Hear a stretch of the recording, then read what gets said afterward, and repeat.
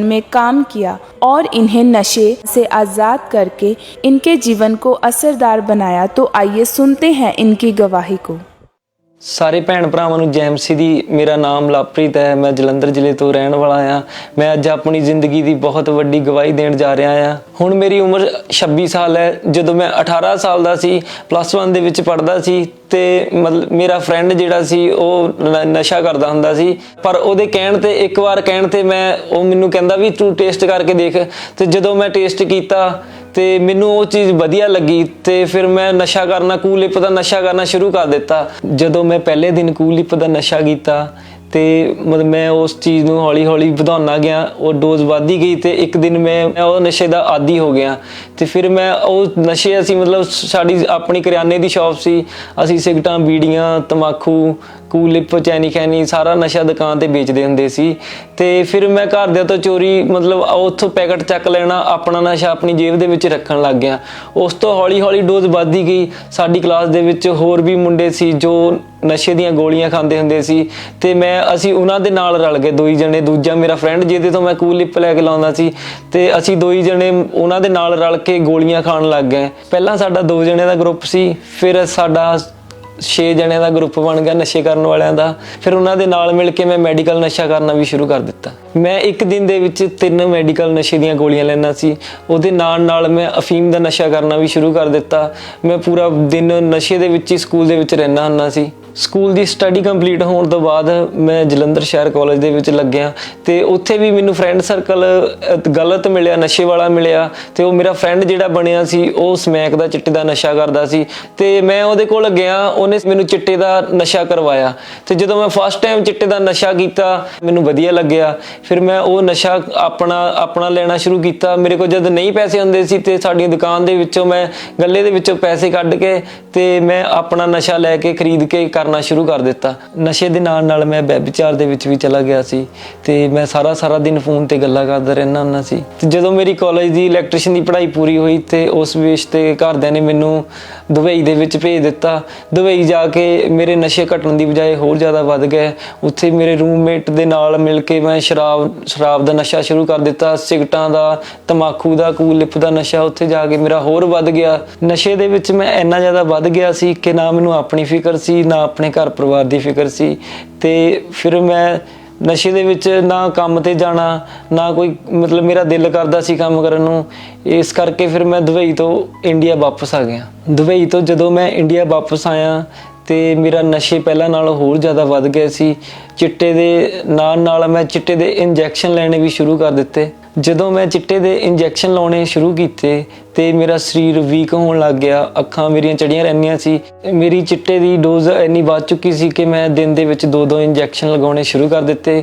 ਤੇ ਮੇਰੇ ਪਰਿਵਾਰ ਨੂੰ ਜਦੋਂ ਮੈਂ ਨਸ਼ੇ ਦੇ ਵਿੱਚ ਰਹਿਣਾ ਹੁੰਦਾ ਸੀ ਤੇ ਉਹਨਾਂ ਨੂੰ ਪਹਿਲਾਂ ਤਾਂ ਸ਼ੱਕ ਸੀਗੀ ਕਿ ਇਹ ਨਸ਼ਾ ਕਰਦਾ। ਫਿਰ ਜਦੋਂ ਜ਼ਿਆਦਾ ਮੈਂ ਨਸ਼ੇ ਦੇ ਵਿੱਚ ਰਹਿਣਾ ਤੇ ਉਹਨਾਂ ਨੂੰ ਪਤਾ ਲੱਗ ਗਿਆ ਸੀ ਕਿ ਇਹਨੇ ਚਿੱਟੇ ਦਾ ਨਸ਼ਾ ਕਰਨਾ ਸ਼ੁਰੂ ਕਰ ਦਿੱਤਾ ਹੈ। ਜਦੋਂ ਮੈਂ ਸਵੇਰੇ ਉੱਠਦਾ ਹੁੰਦਾ ਸੀ ਤੇ ਉੱਠਦੇ ਸਾਰ ਪਹਿਲਾਂ ਮੈਂ ਨਸ਼ਾ ਦੇਖਦਾ ਸੀ, ਆਪਣੀ ਜੇਬ 'ਚ ਨਸ਼ਾ ਕੱਢ ਕੇ ਲਾਉਣਾ। ਫਿਰ ਉਸ ਤੋਂ ਬਾਅਦ ਜਦੋਂ ਮੈਂ ਆਪਣੇ ਘਰ ਤੋਂ ਦੁਕਾਨ ਨੂੰ ਨਿਕਲਣਾ ਤੇ ਫਿਰ ਮੈਂ ਆਪਣੇ ਫਰੈਂਡ ਨੂੰ ਕਾਲ ਕਰਕੇ ਉਹਨਾਂ ਕੋਲੋਂ ਚਿੱਟੇ ਦਾ ਨਸ਼ਾ ਮੰਗਵਾਉਣਾ ਸੀ। ਜਦੋਂ ਮੇਰੇ ਦੋਸਤ ਮੈਨੂੰ ਨਸ਼ਾ ਲਿਆ ਕੇ ਦਿੰਦੇ ਸੀ ਤੇ ਜਦੋਂ ਅਸੀਂ ਕਰਦੇ ਸੀ ਫਿਰ ਮੇਰੇ ਸਰੀਰ ਦੇ ਵਿੱਚੋਂ ਜੋ ਤਲਬ ਹੁੰਦੀ ਸੀ ਖਤਮ ਹੁੰਦੀ ਸੀ। ਫਿਰ ਮੈਂ ਇੱਕ ਕੰਮ ਕਰਨ ਦੇ ਯੋਗ ਬਣਦਾ ਸੀ। ਨਹੀਂ ਤਾਂ ਮੇਰਾ ਸਰੀਰ ਸਾਰਾ ਦਿਨ ਜਿੰਨਾ ਟਾਈਮ ਨਸ਼ਾ ਨਹੀਂ ਕਰਦਾ ਸੀ ਟੁੱਟਾ ਰਹਿੰਦਾ ਹੁੰਦਾ ਸੀ, ਨਾ ਕੰਮ ਕਰਨ ਨੂੰ ਦਿਲ ਕਰਦਾ ਸੀ।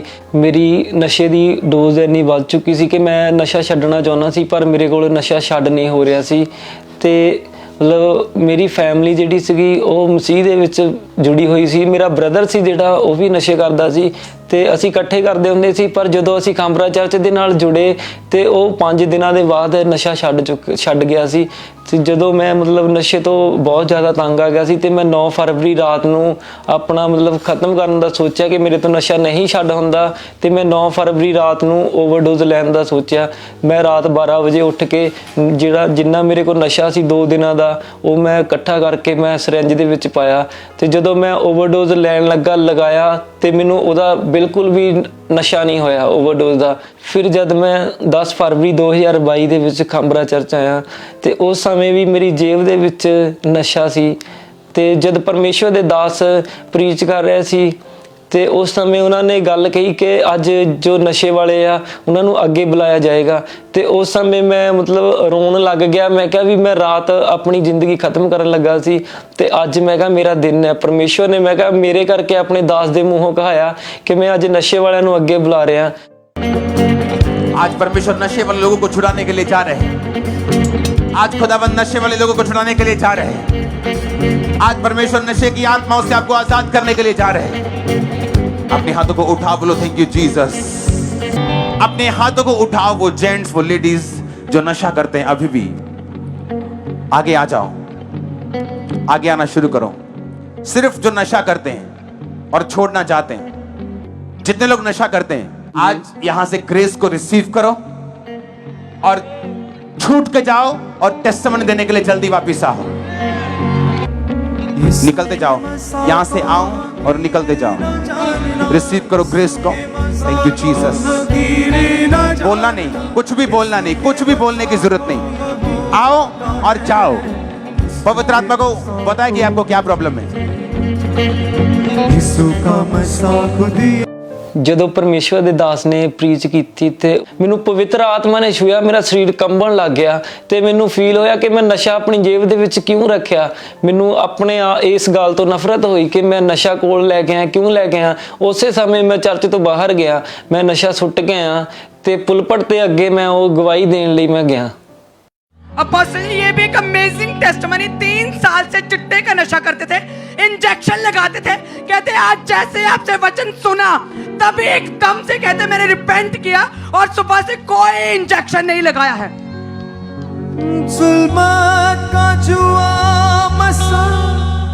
ਤੇ ਉਸ ਦਿਨ ਪ੍ਰੇਅਰ ਦੇ ਦੌਰਾਨ ਪਰਮੇਸ਼ਵਰ ਦੇ ਦਾਸ ਨੇ ਮੈਨੂੰ ਆਪਣਾ ਅਨੋਇੰਟਡ ਹੈਂਕੀ ਦਿੱਤਾ ਤੇ ਪ੍ਰੋਫੈਟਿਕ ਵਰਡ ਦਿੱਤੇ।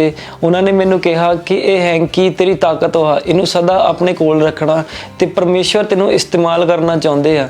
ਉਸ ਦਿਨ ਪ੍ਰੇਅਰ ਤੋਂ ਬਾਅਦ ਫਿਰ ਮੈਂ ਜਦ ਘਰ ਗਿਆ ਤੇ ਮਤਲਬ ਮੈਨੂੰ ਕੋਈ ਵੀ ਨਸ਼ੇ ਦੀ ਤਲਬ ਨਹੀਂ ਲੱਗੀ, ਤੋੜ ਨਹੀਂ ਲੱਗੀ, ਨਾ ਮੇਰਾ ਨਸ਼ਾ ਕਰਨ ਨੂੰ ਮਨ ਕੀਤਾ। ਜੋ ਵੀ ਮੇਰੇ ਕੋਲ ਘਰ ਸਰਿੰਜ ਵੀ ਪਈ ਸੀ ਉਹ ਵੀ ਮੈਂ ਮੇਰੇ ਘਰਦਿਆਂ ਨੇ ਚੱਕ ਕੇ ਸਿੱਟੀ। ਉਸ ਤੋਂ ਬਾਅਦ ਮੈਂ ਕਿਸੇ ਵੀ ਨਸ਼ੇ ਨੂੰ, ਨਾ ਨਸ਼ੇ ਵਾਲੀ ਚੀਜ਼ ਨੂੰ, ਕਿਸੇ ਚੀਜ਼ ਨੂੰ ਹੱਥ ਨਹੀਂ ਲਾਇਆ।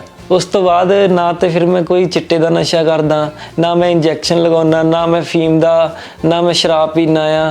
ਹੁਣ ਮੈਂ ਬਿਲਕੁਲ ਫ੍ਰੀ ਹਾਂ। ਮੇਰਾ ਕੋਈ ਮਨ ਨਹੀਂ ਕਰਦਾ, ਮੇਰੇ ਕੋਈ ਤਲਬ ਨਹੀਂ ਲੱਗਦੀ, ਕੋਈ ਵੀ ਨਸ਼ਾ ਨਹੀਂ ਕਰਦਾ ਮੈਂ ਹੁਣ। ਤੇ ਉਸ ਤੋਂ ਬਾਅਦ ਮੈਂ ਹਰ ਇੱਕ ਆਪਣੇ ਰੋਂਗ ਜੋ ਮੇਰੇ ਫਰੈਂਡ ਨਸ਼ਾ ਕਰਦੇ ਸੀ ਮੈਂ ਉਹਨਾਂ ਦਾ ਸਾਥ ਛੱਡ ਚੁੱਕਾ। ਤੇ ਹੁਣ ਮੈਂ ਜਦੋਂ ਦਾ ਫ੍ਰੀ ਹੋਇਆ ਉਸ ਤੋਂ ਬਾਅਦ ਅਸੀਂ ਦੁਕਾਨ ਦੇ ਉੱਪਰ ਕੋਈ ਨਸ਼ਾ, ਬੀੜੀ, ਸਿਗਰਟ, ਤੰਬਾਕੂ ਦਾ ਕੋਈ ਨਸ਼ਾ ਨਹੀਂ ਵੇਚਦੇ। ਤੇ ਹੁਣ ਜਿਹੜੇ ਵੀਰ ਨਸ਼ਿਆਂ ਦੇ ਵਿੱਚ ਆ ਤੇ ਮੈਂ ਉਹਨਾਂ ਨੂੰ ਇਹੀ ਦੱਸਣਾ ਚਾਹੁੰਦਾ ਕਿ ਪ੍ਰਭੂ ਦੇ ਘਰ ਆਓ, ਪ੍ਰਭੂ ਦੇ ਵਚਨ ਦੇ ਨਾਲ ਜੁੜੋ। ਉਹ ਸਭ ਨੂੰ ਆਜ਼ਾਦ ਕਰਦਾ ਹੈ। ਉਹਨੇ ਮੈਨੂੰ ਵੀ ਆਜ਼ਾਦ ਕੀਤਾ ਤਾਂ ਤੁਹਾਨੂੰ ਵੀ ਆਜ਼ਾਦ ਕਰੇਗਾ। ਮੈਂ ਇਸ ਨਵੇਂ ਜੀਵਨ ਲਈ ਪਰਮੇਸ਼ਵਰ ਦਾ ਧੰਨਵਾਦ ਕਰਦਾ ਤੇ ਉਹਨਾਂ ਦੇ ਦਾਸ ਦਾ ਧੰਨਵਾਦ ਕਰਦਾ। ਸਾਰਿਆਂ ਨੂੰ ਜੈ ਮਸੀਹ ਦੀ।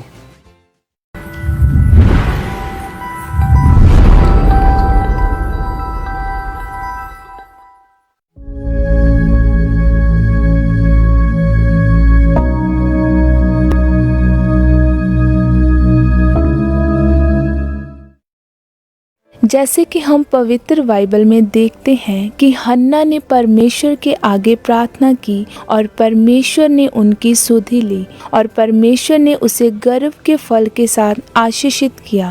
उसी तरह परमेश्वर ने इस बहन को भी गर्व के फल के साथ आशीषित किया। सारे भैन भरावां नूं जय मसीह दी। मेरा नाम विजय कुमार, ये मेरे वाइफ पिंदरजीत कौर। असीं लुधियाना शहर दे रहण वाले हाँ।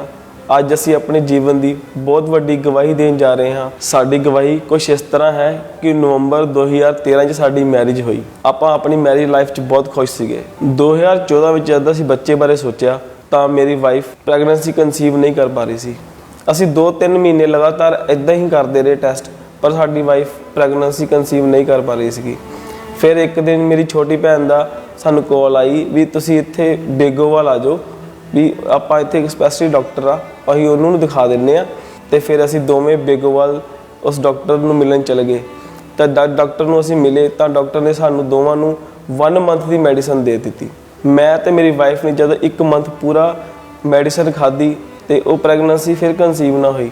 ਤਾਂ ਡਾਕਟਰ ਨੇ ਮੇਰੇ ਤੇ ਮੇਰੀ ਵਾਈਫ ਦੇ ਦੋਵਾਂ ਦੇ ਟੈਸਟ ਕੀਤੇ ਤੇ ਉਹ ਟੈਸਟ ਵਿੱਚ ਮੇਰੇ ਸਪਰਮ ਕਾਊਂਟ ਘੱਟ ਆਏ।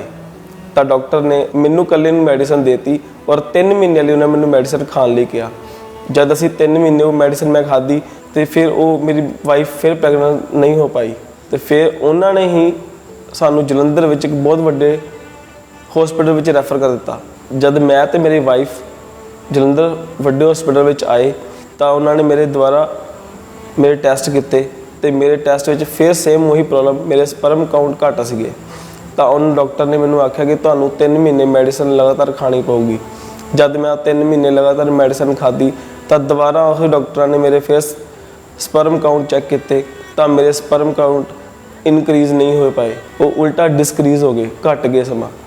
ਤਾਂ ਫਿਰ ਡਾਕਟਰ ਨੇ ਸਾਨੂੰ IVF ਬਾਰੇ ਸੁਜੈਸ਼ਨ ਕੀਤਾ ਕਿਉਂਕਿ ਉਹ ਕਹਿੰਦੇ ਸੀ ਕਿ ਤੇਰੇ ਸਪਰਮ ਕਾਊਂਟ ਘੱਟ ਨੇ, ਇਸ ਕਰਕੇ ਤੁਹਾਨੂੰ IVF ਹੀ ਕਰਾਉਣਾ ਪੈਣਾ।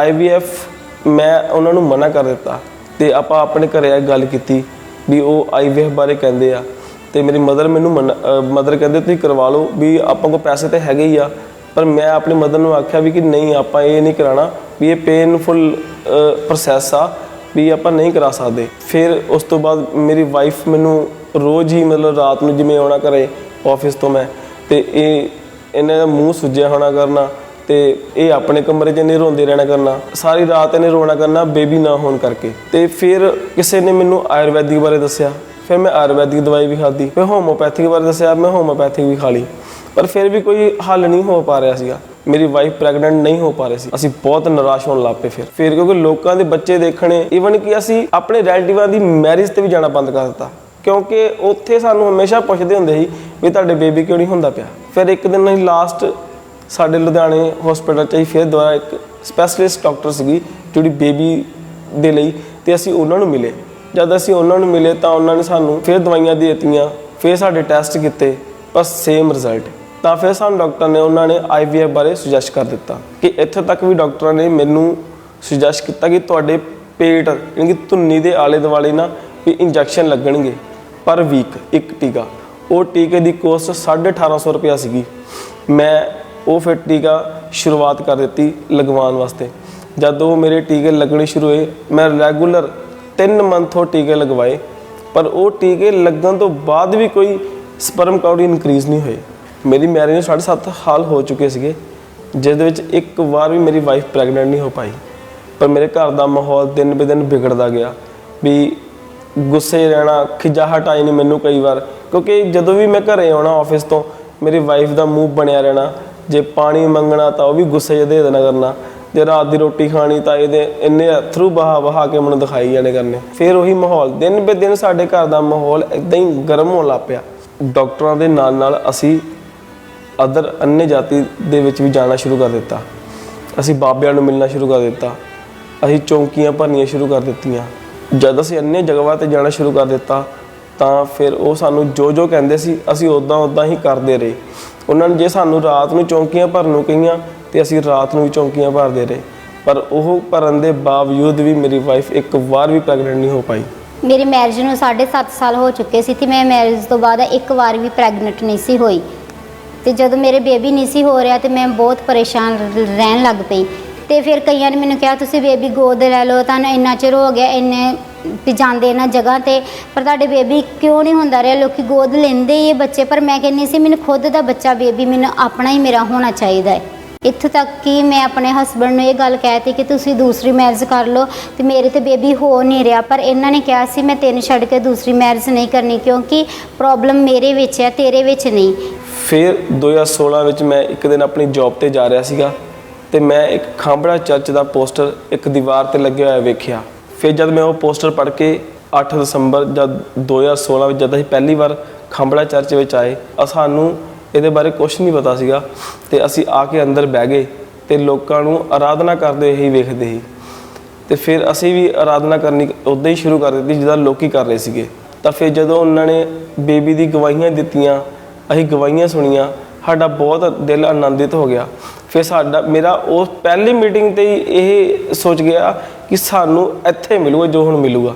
ਫਿਰ ਅਸੀਂ ਪਰਮੇਸ਼ਵਰ ਦੇ ਘਰ ਆਉਣਾ ਸ਼ੁਰੂ ਕਰ ਦਿੱਤਾ।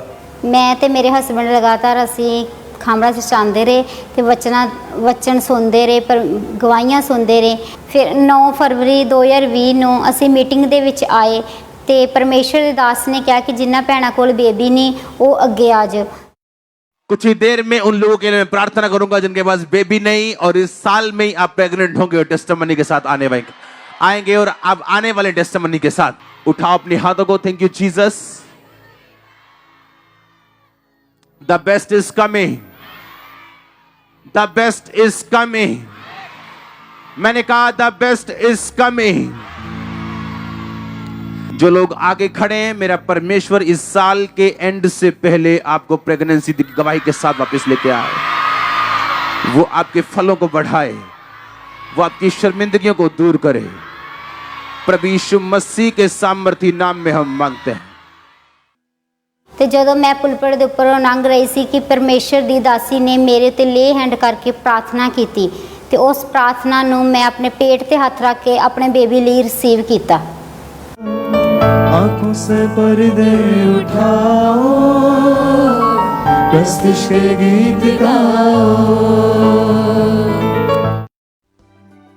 ਜਿਸ ਤਰ੍ਹਾਂ ਹੀ ਪਰਮੇਸ਼ਰ ਦੀ ਦਾਸੀ ਨੇ ਮੇਰੇ ਹੱਥ ਰੱਖ ਕੇ ਪ੍ਰਾਰਥਨਾ ਕੀਤੀ, ਮੈਨੂੰ ਵਿਸ਼ਵਾਸ ਹੋਇਆ ਕਿ ਅੱਜ ਮੈਂ ਆਪਣੀ ਗਵਾਹੀ ਦੇ ਨਾਲ ਬਲੈਸ ਹੋ ਚੁੱਕੀ ਹਾਂ। ਮੈਂ ਉਸ ਦਿਨ ਤੋਂ ਵਿਸ਼ਵਾਸ ਕੀਤਾ ਕਿ ਪਰਮੇਸ਼ਰ ਦੇ ਦਾਸ ਨੇ ਕਿਹਾ ਸੀ ਇਸ ਸਾਲ ਤੁਸੀਂ ਜ਼ਰੂਰ ਪ੍ਰੈਗਨੈਂਟ ਹੋਵੋਗੇ। ਉਸ ਤੋਂ ਕੁਝ ਮਹੀਨਿਆਂ ਬਾਅਦ ਹੀ ਮੈਂ ਆਪਣਾ ਜਦੋਂ ਪ੍ਰੈਗਨੈਂਸੀ ਟੈਸਟ ਕੀਤਾ ਤੇ ਮੇਰਾ ਪ੍ਰੈਗਨੈਂਸੀ ਟੈਸਟ ਪੋਜ਼ਿਟਿਵ ਆਇਆ। ਉਸ ਦਿਨ ਮੇਰਾ ਖੁਸ਼ੀ ਦਾ ਕੋਈ ਵੀ ਟਿਕਾਣਾ ਨਹੀਂ ਸੀ। ਜਿੱਥੇ ਸਾਨੂੰ ਡਾਕਟਰਾਂ ਨੇ ਕਹਿ ਦਿੱਤਾ ਸੀਗਾ ਕਿ ਤੁਹਾਡੇ IVF ਤੋਂ ਬਿਨਾਂ ਤੁਹਾਡੇ ਬੇਬੀ ਨਹੀਂ ਹੋ ਸਕਦਾ, ਉੱਥੇ ਪਰਮੇਸ਼ਰ ਨੇ ਆਪਣਾ ਚਮਤਕਾਰ ਮੇਰੇ ਜੀਵਨ ਵਿੱਚ ਕੀਤਾ ਤੇ ਮੈਂ ਬਿਨਾਂ IVF ਦੇ ਪ੍ਰੈਗਨੈਂਟ ਹੋਈ। ਤੇ ਉਸ ਟਾਈਮ ਮੇਰਾ ਖੁਸ਼ੀ ਦਾ ਕੋਈ ਵੀ ਟਿਕਾਣਾ ਨਹੀਂ ਸੀ। ਮੇਰੀ ਫੈਮਿਲੀ ਇੰਨੀ ਖੁਸ਼ ਹੋਈ ਕਿ ਅਸੀਂ ਆਪਣੀ ਖੁਸ਼ੀ ਦੱਸ ਹੀ ਨਹੀਂ ਸਕਦੇ ਕਿ ਉਸ ਟਾਈਮ ਸਾਡੇ ਕੀ ਮਾਹੌਲ ਸੀਗਾ ਘਰ ਦਾ। ਫਿਰ ਪਰਮੇਸ਼ਰ ਨੇ ਵਿਆਹ ਦੇ 7.5 ਸਾਲ ਬਾਅਦ 8 ਮਈ 2021 ਚ ਪਰਮੇਸ਼ਰ ਨੇ ਮੈਨੂੰ ਹੈਲਥੀ ਬੇਬੀ ਗਰਲ ਦੇ ਨਾਲ ਬਲੈਸ ਕੀਤਾ।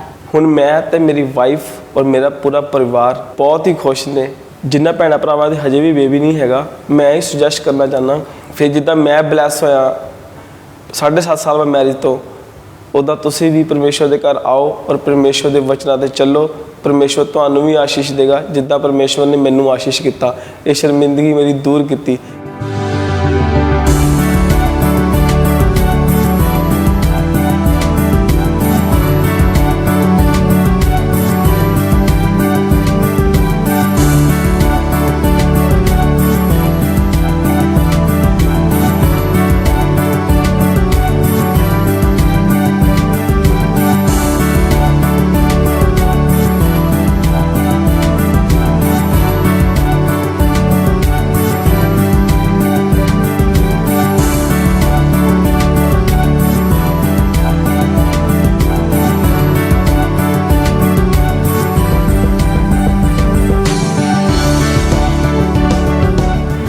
ਇਸ ਵੱਡੀ ਆਸ਼ੀਸ਼ ਦੇ ਲਈ ਅਸੀਂ ਪ੍ਰਭੂ ਯਿਸੂ ਮਸੀਹ ਦਾ ਧੰਨਵਾਦ ਕਰਦੇ ਹਾਂ ਅਤੇ ਉਹਨਾਂ ਦੇ ਦਾਸ ਅਤੇ ਦਾਸੀ ਦਾ ਵੀ ਧੰਨਵਾਦ ਕਰਦੇ ਹਾਂ। ਸਾਰਿਆਂ ਨੂੰ ਜੈ ਮਸੀਹ ਦੀ।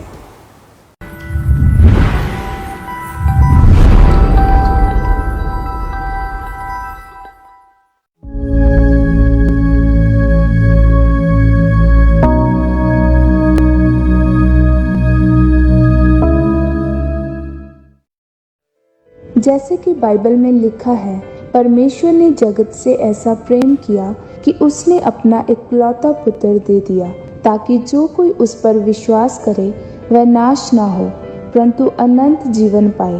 आइए देखते हैं इस वचन की सामर्थ्य ने किस तरह से इनके जीवन में काम किया। ਸਾਰਿਆਂ ਨੂੰ ਜੈ ਮਸੀਹ ਦੀ। ਮੇਰਾ ਨਾਮ ਸਤਵੀਰ ਕੌਰ ਹੈ। ਇਹ ਮੇਰੇ ਮਦਰ ਨੇ, ਇਹਨਾਂ ਦਾ ਨਾਮ ਹਰਮੀਤ ਕੌਰ ਹੈ। ਅਸੀਂ ਮੋਗਾ ਜ਼ਿਲ੍ਹਾ ਦੇ ਰਹਿਣ ਵਾਲੇ ਹਾਂ। ਅੱਜ ਮੈਂ ਆਪਣੇ ਜੀਵਨ ਦੀ ਸਭ ਤੋਂ ਵੱਡੀ ਗਵਾਹੀ ਦੇਣ ਜਾ ਰਹੀ ਹਾਂ। ਅੱਜ ਤੋਂ 6 ਸਾਲ ਪਹਿਲਾਂ ਮੇਰੇ ਤੇ ਕਿਸੇ ਨੇ ਜਾਦੂ ਟੂਣਾ ਕਰ ਦਿੱਤਾ ਸੀ, ਜਿਸ ਜਾਦੂ ਟੂਣੇ ਦੇ ਕਾਰਨ ਉਸੇ ਦਿਨ ਹੀ ਮੇਰੇ ਪੇਟ ਵਿੱਚ ਬਹੁਤ ਤੇਜ਼ ਦਰਦ ਸ਼ੁਰੂ ਹੋ ਗਿਆ, ਜੋ ਕਿ ਪੇਟ ਦਰਦ ਇੰਨਾ ਤੇਜ਼ ਹੋਇਆ ਕਿ ਉਹ ਮੇਰੀ ਬਰਦਾਸ਼ਤ ਤੋਂ ਬਾਹਰ ਸੀ। ਫਿਰ ਮੇਰੇ ਘਰ ਦੇ ਵੀ ਪਰੇਸ਼ਾਨ ਹੋ ਗਏ। ਉਹ ਮੈਨੂੰ ਨਜ਼ਦੀਕ ਦੇ ਡਾਕਟਰ ਕੋਲ ਲੈ ਕੇ ਗਏ। ਫਿਰ ਡਾਕਟਰ ਨੇ ਮੇਰੇ ਇੰਜੈਕਸ਼ਨ ਲਗਾਏ ਤੇ ਗਲੂਕੋਜ਼ ਲਗਾਇਆ। ਜਦ ਮੇਰੇ ਗਲੂਕੋਜ਼ ਲਾਈ ਤਾਂ ਮੈਂ ਇੱਕੋ ਦਮ ਬੇਹੋਸ਼ ਹੋ ਗਈ। ਮੇਰੀ ਪੂਰੀ ਬੋਡੀ ਨੀਲੀ ਹੋ ਗਈ। ਫਿਰ ਜਦੋਂ ਪਿੰਡ ਵਾਲੇ ਡਾਕਟਰ ਨੇ ਮੈਨੂੰ ਜਵਾਬ ਦੇ, ਫਿਰ ਮੇਰੇ ਪੇਰੈਂਟਸ ਮੈਨੂੰ ਨਜ਼ਦੀਕ ਦੇ ਸ਼ਹਿਰ ਵਿੱਚ ਕਿਸੇ ਹਸਪੀਟਲ ਵਿੱਚ ਲੈ ਕੇ ਗਏ। ਉੱਥੇ ਮੇਰਾ ਟ੍ਰੀਟਮੈਂਟ ਸ਼ੁਰੂ ਹੋਇਆ। ਜਦ ਉੱਥੇ ਮੇਰਾ ਟ੍ਰੀਟਮੈਂਟ ਹੋਇਆ, ਡਾਕਟਰ ਨੇ ਮੈਨੂੰ ਗਲੂਕੋਜ਼ ਦਿੱਤੇ। ਗਲੂਕੋਜ਼ ਦੇਣ ਤੋਂ ਬਾਅਦ ਜਦ ਮੈਂ ਘਰ ਵਾਪਸ ਆਈ, ਜਦੋਂ ਮੈਨੂੰ ਦੂਸਰੇ ਦੂਸਰੇ ਡਾਕਟਰ ਨੇ ਦਵਾਈ ਦੇ ਕੇ ਘਰ ਭੇਜਿਆ। ਮੈਨੂੰ ਉਸ ਦਵਾਈ ਨਾਲ ਕੋਈ ਫਰਕ ਨਹੀਂ ਪਿਆ। ਫਿਰ ਉਸ ਤੋਂ ਬਾਅਦ ਮੇਰੀ ਹੋਰ ਵੀ ਹਾਲਤ ਜ਼ਿਆਦਾ ਖਰਾਬ ਹੋ ਗਈ ਸੀ। ਪਹਿਲਾਂ ਤਾਂ ਮੇਰੇ ਪੇਟ ਦਰਦ ਹੀ ਹੁੰਦਾ ਸੀ, ਬਾਅਦ ਵਿੱਚ ਮੈਨੂੰ ਦੰਦਲਾਂ ਪੈਣੀਆਂ ਵੀ ਸ਼ੁਰੂ ਹੋ ਗਈਆਂ, ਮੈਂ ਬੇਹੋਸ਼ ਹੋਣ ਲੱਗ ਪਈ। ਜਦੋਂ ਮੈਨੂੰ ਪਹਿਲੇ ਦਿਨ ਦੌਰਾ ਪੈਣਾ ਸ਼ੁਰੂ ਹੋਇਆ, ਉਸ ਤੋਂ ਬਾਅਦ ਮੇਰੀ ਆਵਾਜ਼ ਵੀ ਚਲੀ ਜਾਂਦੀ ਸੀ। ਮੈਂ ਕਿਸੇ ਨੂੰ ਬੋਲ ਕੇ ਵੀ ਨਹੀਂ ਦੱਸ ਸਕਦੀ ਸੀ। ਮੇਰੇ ਹੱਥ ਪੈਰ ਪੂਰੀ ਤਰ੍ਹਾਂ ਮੁੜ ਜਾਂਦੇ ਸੀ। ਮੈਨੂੰ ਖੂਨ ਹੀ ਦਿਖਾਈ ਦੇਣ ਲੱਗ ਪਿਆ ਸੀ ਤੇ ਮੇਰੇ ਆਪਣੇ ਆਪ ਕੱਟ ਲੱਗਣ ਲੱਗ ਪਏ ਸੀਗੇ। ਜਦੋਂ ਦੂਸਰੇ ਡਾਕਟਰ ਨੇ ਵੀ ਇਹਨੂੰ ਜਵਾਬ ਦਿੱਤਾ ਮੇਰੀ ਬੇਟੀ ਨੂੰ, ਤੇ ਅਸੀਂ ਘਰੇ ਲੈ ਕੇ ਮੈਡੀਸਨ ਦੇਣ ਲੱਗੇ, ਲੇਕਿਨ ਮੈਡੀਸਨ ਨਾਲ ਵੀ ਕੋਈ ਫਰਕ ਨਹੀਂ ਪਿਆ। ਇਹਨਾਂ ਦੀ ਹਾਲਤ ਇੰਨੀ ਕੁ ਜ਼ਿਆਦਾ ਗੰਭੀਰ ਹੁੰਦੀ ਜਾ ਰਹੀ ਸੀ, ਇਹਨੂੰ ਦੰਦਲਾਂ ਪੈਣੀਆਂ ਸ਼ੁਰੂ ਹੋ ਗਈਆਂ, ਇਹਦੇ ਆਟੋਮੈਟਿਕ ਬਾਹਾਂ ਤੇ ਟੱਕ ਲੱਗਦੇ ਸੀ, ਉਹਦਾ ਬਲੱਡ ਆਉਣਾ ਸ਼ੁਰੂ ਹੋ ਗਿਆ। ਮੇਰੀ ਬੇਟੀ ਇੱਕ ਪਾਗਲਾਂ ਦੀ ਤਰ੍ਹਾਂ ਹਰਕਤਾਂ ਕਰਨ ਲੱਗ ਗਈ ਸੀ। ਇਹਨੂੰ ਖੁੱਲੀਆਂ ਅੱਖਾਂ ਨਾਲ ਦੁਸ਼ਟ ਆਤਮਾ ਦਿੰਦੀਆਂ ਸੀ। ਜਦ ਵੀ ਅਸੀਂ ਖੜੇ ਹੁੰਦੇ ਜਾਂ ਬੈਠੇ ਇਹਨੇ ਕਹਿਣਾ ਤੁਹਾਡੇ ਪਿੱਛੇ ਦੁਸ਼ਟ ਆਤਮਾ ਖੜੀਆਂ। ਇਸ ਕਾਰਨ ਸਾਨੂੰ ਵੀ ਯਕੀਨ ਹੋਣ ਲੱਗ ਗਿਆ ਕਿ ਵਾਕਈ ਹੀ ਪਾਗਲ ਹੋ ਚੁੱਕੀ ਆ। ਇੱਕ ਦਿਨ ਵਿੱਚ ਮੇਰੀ ਬੇਟੀ 10 ਤੋਂ 12 ਦੌਰੇ ਪੈਂਦੇ ਸੀ। ਅੱਧਾ ਘੰਟਾ ਬੇਹੋਸ਼ ਰਹਿੰਦੀ ਸੀ, ਇਹਨੂੰ ਕੋਈ ਹੋਸ਼ ਨਹੀਂ ਹੁੰਦਾ ਸੀ। ਅੱਧੇ ਘੰਟੇ ਬਾਅਦ ਜਦੋਂ ਹੋਸ਼ ਹੁੰਦੀ ਫਿਰ ਇਹਨੂੰ ਅਚਾਨਕ ਹੀ ਦੌਰਾ ਪੈ ਜਾਂਦਾ ਸੀਗਾ। ਇੱਕ ਦਿਨ ਮੇਰੇ ਨਨਾਣ ਦਾ ਫੋਨ ਆਇਆ, ਮੈਨੂੰ ਦੱਸਿਆ ਕਿ ਤੁਸੀਂ ਬਠਿੰਡੇ ਹਸਪੀਟਲ ਬ੍ਰੇਨ ਦੇ ਡਾਕਟਰ ਆ ਸਪੈਸ਼ਲ, ਉਸ ਨੂੰ ਮਿਲੋ। ਜਦ ਅਸੀਂ ਉਸ ਨੂੰ ਮਿਲੇ, ਉਹਨਾਂ ਨੇ ਚੈੱਕਅਪ ਕੀਤਾ, ਇਹਦੀ MR ਕੀਤੀ। ਉਹ ਖੁਦ ਡਾਕਟਰ ਹੈਰਾਨ ਸੀ, ਕਹਿੰਦੇ ਇਹਨਾਂ ਦੀਆਂ ਹਾਲਤ ਇਸ ਤਰ੍ਹਾਂ ਦੀਆਂ ਤੇ ਪਰ ਇਹਨਾਂ ਦੀ ਕੋਈ ਵੀ ਪ੍ਰੋਬਲਮ ਰਿਪੋਰਟ ਦੇ ਵਿੱਚ ਨਹੀਂ ਆ ਰਹੀ। ਫਿਰ ਉਸਨੇ ਸਾਨੂੰ ਹਫ਼ਤੇ ਦਵਾਈ ਦਿੱਤੀ, ਲੇਕਿਨ ਉਹ ਦਵਾਈ ਦੇ ਨਾਲ ਵੀ ਕੋਈ ਫਰਕ ਨਹੀਂ ਪਿਆ। ਇਹਦੀ ਹਾਲਤ ਉਦੋਂ ਵੀ ਗੰਭੀਰ ਹੋ ਗਈ। ਇਸ ਦੇ ਨਾਲ ਅਸੀਂ ਬਹੁਤ ਹੀ ਜ਼ਿਆਦਾ ਪਰੇਸ਼ਾਨ ਹੋ, ਕਿਉਂਕਿ ਸਾਡੇ ਵਿੱਚ ਇੰਨੀ ਪੈਸੇ ਦੀ ਪ੍ਰੋਬਲਮ ਆ ਚੁੱਕੀ ਸੀਗੀ। ਅਸੀਂ ਖੁਦ 17-18 ਲੱਖ ਰੁਪਈਆ ਲਾ ਚੁੱਕੇ ਸੀਗੇ। ਜਦੋਂ ਮੈਂ ਸਕੂਲ ਵਿੱਚ ਪੜ੍ਹਾਈ ਕਰਨ ਜਾਂਦੀ ਸੀ, ਉਸ ਸਮੇਂ ਵੀ ਮੈਨੂੰ ਦੁਸ਼ਟ ਆਤਮਾ ਦੇ ਅਟੈਕ ਹੁੰਦੇ ਸੀ। ਸਕੂਲ ਜਦ ਮੈਂ ਜਾਂਦੀ ਸੀ, ਮੈਂ 2 ਹਫ਼ਤਿਆਂ ਬਾਅਦ ਸਕੂਲ ਜਾਂਦੀ ਸੀ, ਪਰ ਮੈਨੂੰ ਉੱਥੇ ਜਾ ਕੇ ਦੰਦਲਾਂ ਪੈਣੀਆਂ ਸ਼ੁਰੂ ਹੋ ਜਾਂਦੀਆਂ ਸੀ। ਉਸ ਤੋਂ ਬਾਅਦ ਮੇਰੇ ਟੀਚਰ ਮੇਰੀ ਫੈਮਿਲੀ ਨੂੰ ਫੋਨ ਕਰਦੇ ਸੀ ਕਿ ਇਸ ਨੂੰ ਘਰ ਲੈ ਜਾਓ। ਵੈਸੇ ਤਾਂ ਮੈਨੂੰ ਬਿਲਕੁਲ ਵੀ ਹੋਸ਼ ਨਹੀਂ ਹੁੰਦੀ ਸੀ, ਪਰ ਜਦੋਂ ਮੈਨੂੰ ਕਦੇ ਹੋਸ਼ ਹੁੰਦੀ ਸੀ, ਮੈਂ ਆਪਣੀ ਮੰਮੀ ਨੂੰ ਬੋਲਦੀ ਸੀ ਕਿ ਮੰਮੀ ਅੱਜ ਮੈਂ ਰੋਟੀ ਬਣਾਉਣੀ। ਬਟ ਜਦੋਂ ਮੈਂ ਰੋਟੀ ਬਣਾਉਂਦੀ ਸੀ, ਉਸ ਟਾਈਮ ਦੁਸ਼ਟ ਆਤਮਾ ਨੂੰ ਰੋਟੀਆਂ ਨੂੰ ਹਵਾ 'ਚ ਉਡਾਉਣ ਲੱਗ ਪੈਂਦੇ ਸੀ। ਮੈਂ ਜਦੋਂ ਚੀਕਾਂ ਮਾਰਦੀ ਸੀ, ਦੁਸ਼ਟ ਆਤਮਾ ਉਸ ਰੋਟੀ ਨੂੰ ਫੇਕ ਦਿੰਦੇ ਸੀਗੇ। ਪਰ ਇੱਕ ਦਿਨ ਜਦ ਮੈਂ ਰੋਟੀ ਖਾਣ ਲੱਗੀ ਖੁਦ, ਮੈਨੂੰ ਇੱਦਾਂ ਲੱਗੇ ਕਿ ਮੇਰੀ ਰੋਟੀ ਕੋਈ ਹੋਰ ਖਾਈ ਜਾ ਰਿਹਾ, ਰੋਟੀ ਦੇ ਵਿੱਚੋਂ ਰੋਟੀ ਹੀ ਘੱਟ ਰਹੀ ਸੀ। ਉਸ ਚੀਜ਼ ਨੂੰ ਦੇਖ ਕੇ ਮੈਂ ਹੋਰ ਵੀ ਪਾਗਲ ਹੁੰਦੀ ਜਾ ਰਹੀ ਸੀ ਕਿ ਮੇਰੇ ਨਾਲ ਪਤਾ ਨਹੀਂ ਕੀ ਹੋ ਰਿਹਾ ਸੀ। ਪਰ ਇੱਕ ਦਿਨ ਜਦੋਂ ਮੈਂ ਕਿ ਸਕੂਲ ਜਾ ਰਹੀ ਸੀ, ਸਕੂਲ ਰਸਤੇ ਵਿੱਚ ਬੱਸ ਦੇ ਵਿੱਚ ਮੈਨੂੰ ਇੱਦਾਂ ਲੱਗਿਆ ਕਿ ਕਾਫੀ ਸਾਰੇ ਮੁਰਦੇ ਮੇਰੇ ਨਾਲ ਬੈਠੇ ਆ। ਜਦੋਂ ਮੈਂ ਉਹਨਾਂ ਮੁਰਦਿਆਂ ਨੂੰ ਦੇਖਿਆ, ਮੈਂ ਪੂਰੀ ਬੱਸ ਵਿੱਚ ਤਮਾਸ਼ਾ ਬਣਿਆ ਮੇਰਾ। ਪਰ ਬਸ ਮੈਨੂੰ ਮੇਰੇ ਫਰੈਂਡਸ ਬੋਲਦੇ ਕਿ ਤੂੰ ਪਾਗਲ ਹੈ, ਤੂੰ ਆਪਣੇ ਘਰ ਰਹਿ। ਪਰ ਉਸ ਚੀਜ਼ ਤੋਂ ਮੈਂ ਬਹੁਤ ਜ਼ਿਆਦਾ ਸ਼ਰਮਿੰਦਾ ਹੁੰਦੀ ਸੀ। ਉਸ ਤੋਂ ਬਾਅਦ ਮੈਂ ਆਪਣੇ ਆਪ ਨੂੰ ਮਾਰਨ ਦੀ ਵੀ ਕੋਸ਼ਿਸ਼ ਕੀਤੀ। ਇੱਕ ਦਿਨ ਤਾਂ ਮੈਂ ਸਕੂਲ ਦੀ ਬਿਲਡਿੰਗ ਤੋਂ ਕੁੱਦਣ ਦੀ ਕੋਸ਼ਿਸ਼ ਕੀਤੀ।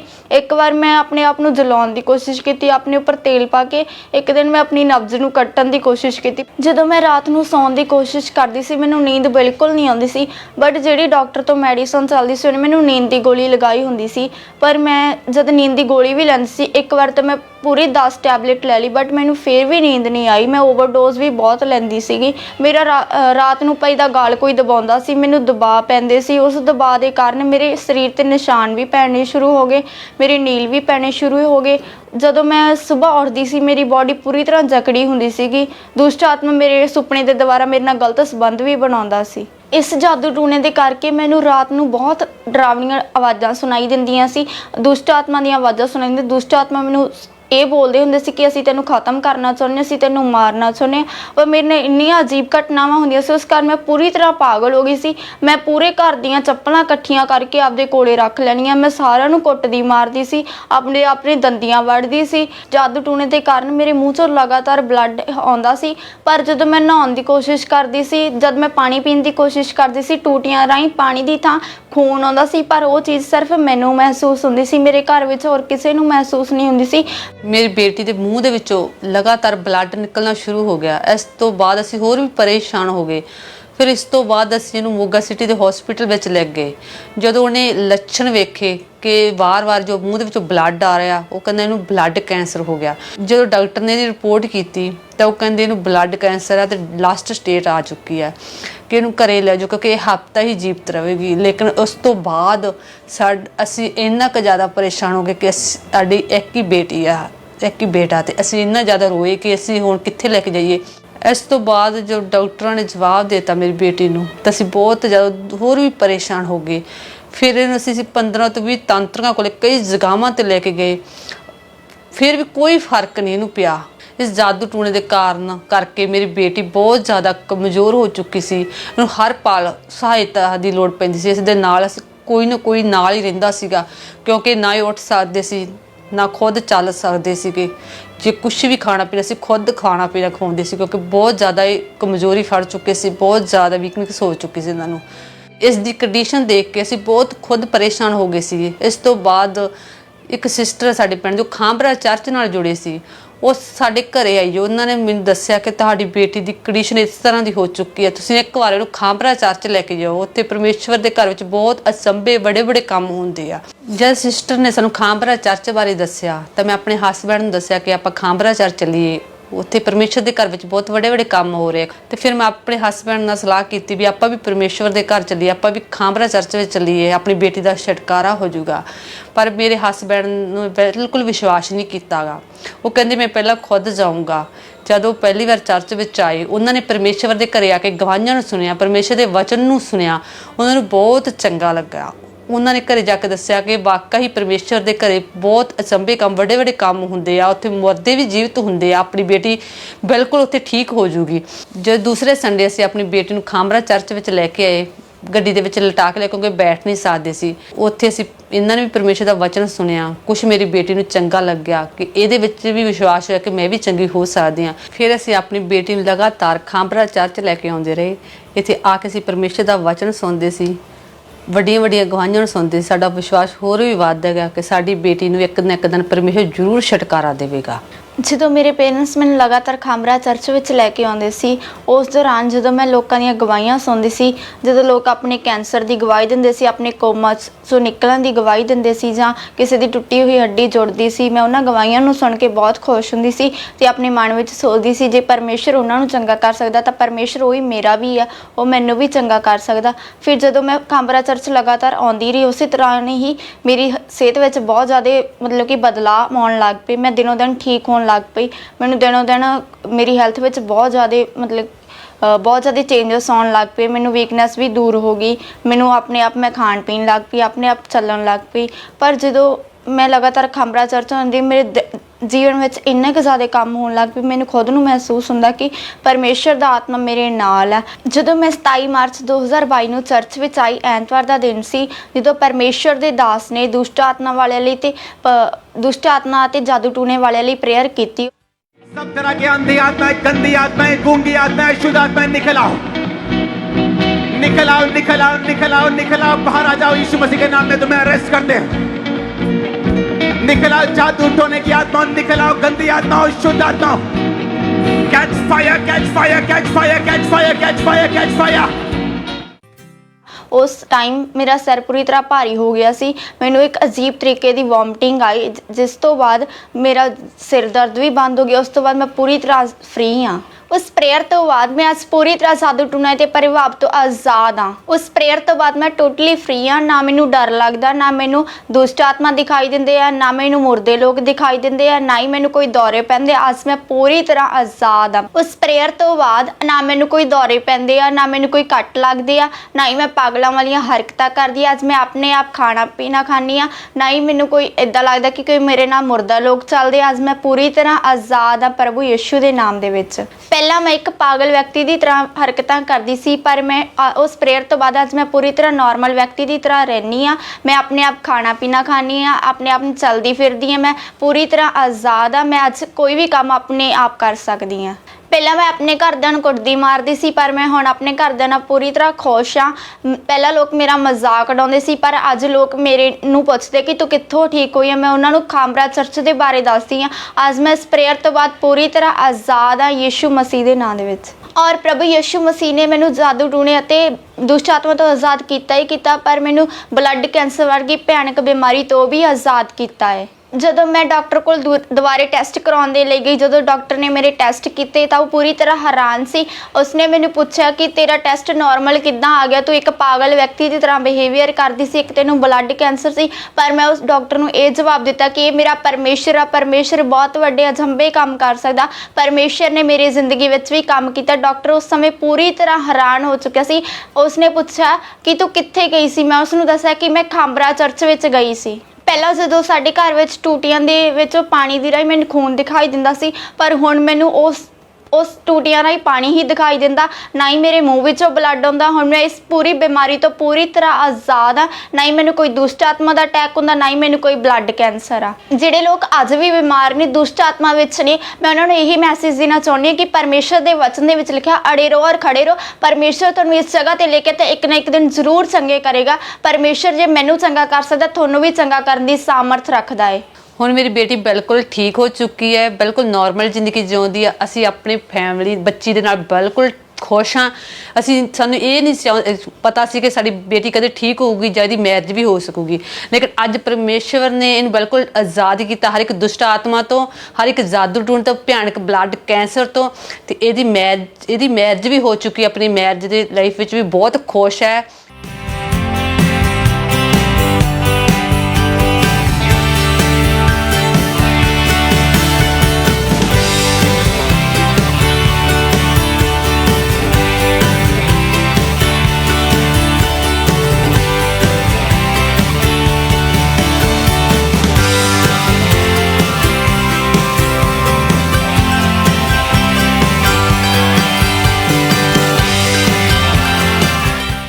ਮੈਂ ਇਸ ਵੱਡੀ ਚੰਗਿਆਈ ਲਈ, ਇਸ ਵੱਡੇ ਛੁਟਕਾਰੇ ਦੇ ਲਈ ਪਰਮੇਸ਼ਵਰ ਦਾ ਧੰਨਵਾਦ ਕਰਦੀ ਤੇ ਪਰਮੇਸ਼ਵਰ ਦੇ ਦਾਸ ਦਾ ਧੰਨਵਾਦ ਕਰਦੀ ਹਾਂ। ਸਾਰਿਆਂ ਨੂੰ ਮੇਰੇ ਵੱਲੋਂ ਜੈ ਮਸੀਹ।